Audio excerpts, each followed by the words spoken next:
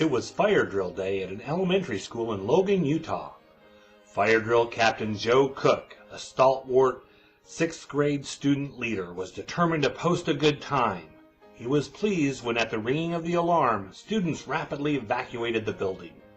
Then, just as a record-breaking time seemed likely, Joe heard the announcement. "Someone is still in the building. The building is not clear." As the clock ticked on, Joe finally saw his 1st grade brother Quentin walk out of the building. Fuming, Joe barked, "What on earth were you doing?" Quentin held up a pair of large, worn boots, and he said, "Joe, you know that," and he mentioned a friend's name, "sometimes has to wear hand-me-down shoes that are too big for him. When the fire drill rang, he took off running and ran right out of these. He didn't want to ruin the drill, so he left them and ran outside barefoot. I went back to get his boots for him because I didn't want his feet to be cold in the snow." Such a story reveals the compassion Elder Quentin L. Cook has felt in his heart from his youth to the present day, a compassion based on the principles taught by the Savior. Quentin Cook was born on September 8, 1940, in Logan, Utah, to J. Vernon and Beatrice Kimball Cook. He learned from his father how to set and achieve goals and how to incorporate into his own personality attributes he admired in other people. From his mother, he learned to trust in the Lord.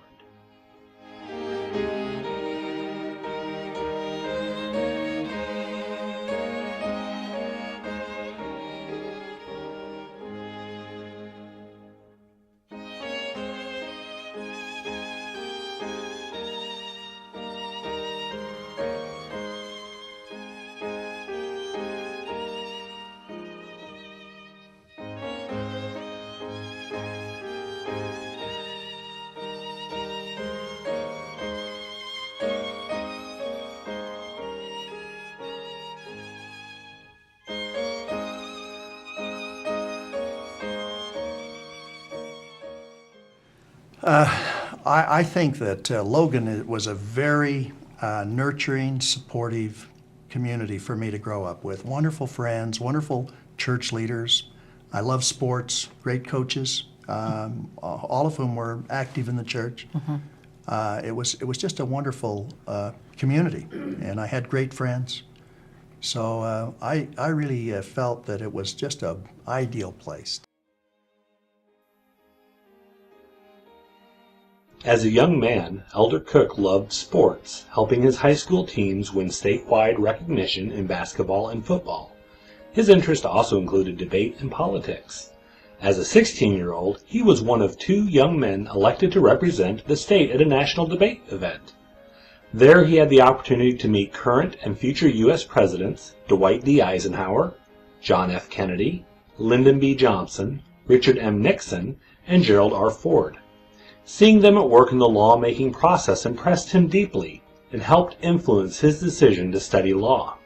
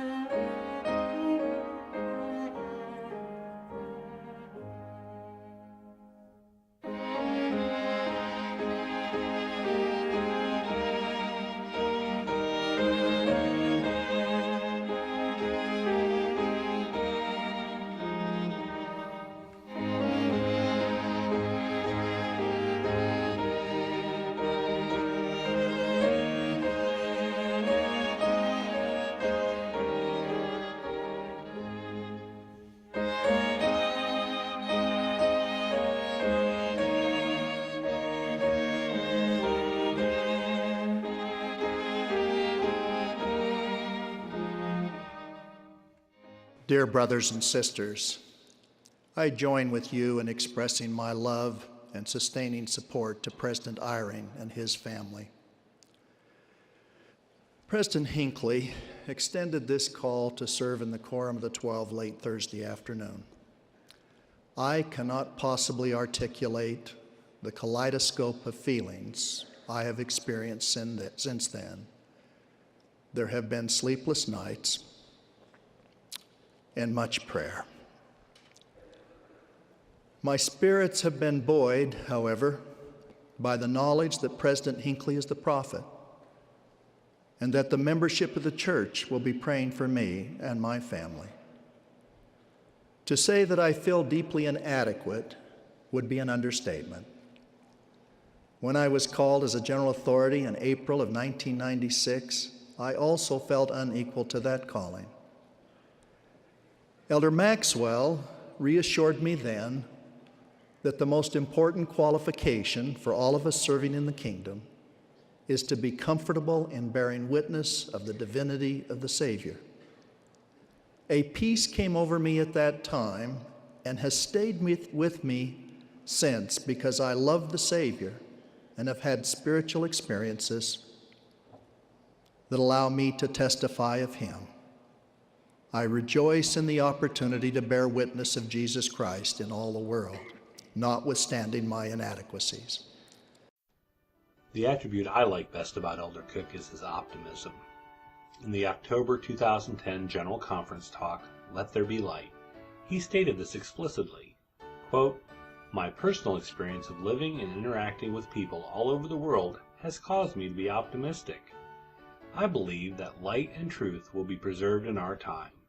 In all nations, there are large numbers who worship God and feel accountable to him for their conduct. Some observers believe there is actually a global revival of faith. As church leaders, we have met with leaders of other faiths and have found that there is a common moral foundation that transcends theological differences and unites us in our aspirations for a better society. We also find the majority of people are still respectful of basic moral values." End quote. Even when he must talk about serious matters, as he did in Let There Be Light, for example the fact, quote, that there are people in the world who are determined to both destroy faith and reject any religious influence in society, end quote, Elder Cook always reminds us that God will prevail and the devil will fail. Our task is to remain true to our covenants and act as disciples of Christ, as it states in Mosiah 18:9, at all times and in all things and in all places.